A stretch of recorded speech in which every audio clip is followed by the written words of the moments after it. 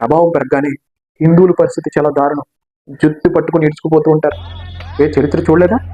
చెప్తాను కదా, షార్ట్ ఫిల్మ్లు చెప్తున్నాను, వీడియోలు చెప్తున్నాను, జరిగిన సంఘటనలంతా చూపిస్తూనే ఉన్నాం కదా. కొన్ని వేల సంఘటనలు మీ కళ్ళ ముందు పెడుతూనే ఉన్నాం కదా. మీరు మారకపోతే ఎలాగండి?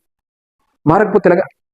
ఆఫ్ఘనిస్తాన్ నుంచి పారిపోయొచ్చాం, పాకిస్తాన్ నుంచి పారిపోయొచ్చాం, బంగ్లాదేశ్ నుండి పారిపోయొచ్చాం, కాశ్మీర్ నుంచి పారిపోయొచ్చాం, ఇప్పుడు వెస్ట్ బెంగాల్ నుంచి పారిపోయేస్తున్నాం, కేరళ నుంచి పారిపోయేస్తున్నాం, తమిళనాడులో కొడుతున్నారు, ఇంకా హైదరాబాద్, పాత బస్తీ తదితర ప్రాంతాల్లో కొడుతున్నారు, పారిపోతున్నాం. ఇంకెక్కడికి పారిపోవాలండి? ఎదిరించి నిలబడాలి కదా, ప్రశ్నించాలి కదా, ఇలాంటివి ఎక్కువ మందికి తెలియపరచాలి కదా, ఐకమత్యం అవ్వాలి కదా. పారిపోతూనే ఉందామా మన జన్మంతా? మనం పుట్టి చచ్చేంత వరకు పారిపోతూనే ఉందామా? మన కుటుంబం, మన ఫ్యామిలీ. బాధ్యత ఉండాలి, కాదంట్లా. కానీ దేశం పట్ల, ధర్మం పట్ల కూడా కొంతైనా చూపించండి అయ్యా. జై శ్రీరామ్, భారత్ మాతకి జై. నేను మీకేడియా. పశ్చిమ బెంగాల్లో జరుగుతున్నటువంటి సంఘటనలు చూస్తుంటే గుండె తరుక్కుపోతుంది.